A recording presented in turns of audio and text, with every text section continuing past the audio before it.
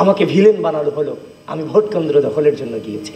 খুব দ্রুতই এই নির্বাচন সংক্রান্ত বিষয়ে আমরা আমাদের অবস্থান ক্লিয়ার করব। পরাজয়ের কথা আসছে যে ইলেকশনে পরাজিত হয়ে কেউ কাউকে ছেড়ে যান, আমি সেটাকে পরাজয় বলতে চাইনি। আমরা যারা রাজনীতিতে বেড়ে উঠেছি, আমরা যারা এই জেনারেশনটা, এই রাষ্ট্রের প্রত্যেকটা ক্রুশাল মোমেন্টকে কিন্তু আমরা লিড করেছি। যখনই এই ঢাকা বিশ্ববিদ্যালয়ের স্টুডেন্টরা গণরঙ্গে শ্রমে নির্যাতিত হয়েছে, নিপীড়িত হয়েছে, তাদের পক্ষে যখন কথা বলার কেউ ছিল না, তখন কিন্তু আমাদের কণ্ঠেই সেই প্রতিবাদী কণ্ঠস্বর আমরাই কিন্তু জারি রেখেছিলাম যে আমার ভাইদের উপরে কেন অত্যাচার হচ্ছে, নির্যাতন হচ্ছে, নিপীড়ন হচ্ছে। দেশব্যাপী আমরা, ক্যাম্পাসব্যাপী আমরা সেগুলোর প্রতিবাদ জানিয়েছিলাম। তো সুতরাং আমরা বেড়ে উঠেছি পরিস্থিতিকে মোকাবেলা করে। আমাদের জীবনে আলটিমেট জিত কিংবা আলটিমেট হার বলে কোনো টার্ম আমাদের লাইফে নাই। আমরা বেড়ে উঠেছি পরিস্থিতি মোকাবেলা করার উদ্দেশ্যে।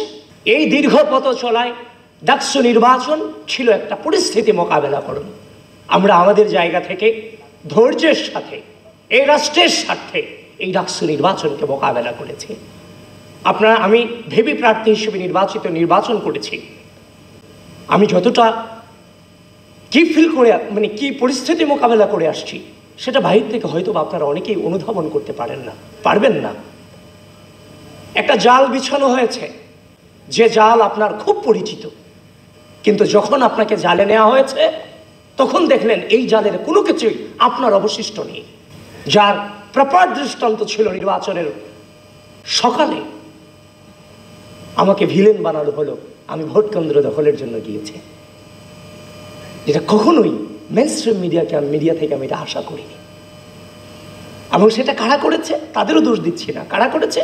যে রিটার্নিং অফিসার আমাকে নিয়ে নির্বাচনী কেন্দ্র প্রদর্শন করেছেন, সেই রিটার্নিং কর্মকর্তারাই কিন্তু সাংবাদিকদেরকে বিভ্রান্ত করতে বাধ্য করেছেন। ওয়ালটন এখন দেশের সীমানা পেরিয়ে পৌঁছে গিয়েছে 50টিরও বেশি দেশে। ওয়ালটন, ঘরে ঘরে, বিশ্বজুড়ে। সুতরাং আপনারা বুঝতেই পারছেন ভিতরটা আমাদের জন্য কতটা ডিফিকাল্ট ছিল। বারবার যদি আপনাদের কাছে অভিযোগ করি, আপনারা সেটাকে আপনাদের কাছেও শুনতে খারাপ লাগবে। এই জন্য পরিস্থিতিটা মোকাবেলা করে এসেছি। কিন্তু নির্বাচন শেষ হয়ে গেছে, তার মানে সবকিছু চুকিয়ে গেছে, ব্যাপারটা তা না।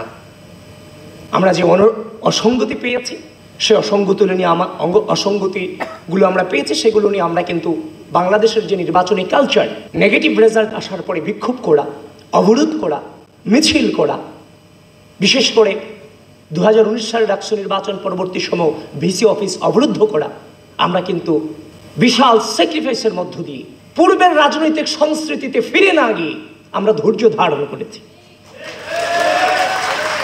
নতুন বাংলাদেশের নতুন ছাত্র রাজনৈতিক প্রচলনে আমরা ভূমিকা রেখেছি।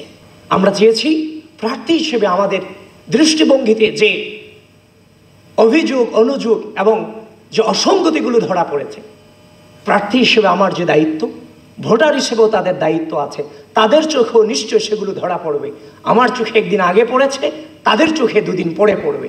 আমরা ধৈর্য ধারণ করেছি যে তাদের পক্ষ থেকে হয়তোবা কোশ্চেনগুলো উঠবে। ইতিমধ্যেই কোশ্চেন উঠেছে, আমরাও তাদের সাথে কণ্ঠ মেলাচ্ছি। খুব দ্রুতই এই নির্বাচন সংক্রান্ত বিষয়ে আমরা আমাদের অবস্থান ক্লিয়ার করব। 2019 সালে ডাকসু নির্বাচনকে নিয়ে এখনো পর্যন্ত কিন্তু কথা হচ্ছে। সুতরাং 2025 সালে ডাকসু নির্বাচন সবেমাত্র সংগঠিত হয়েছে।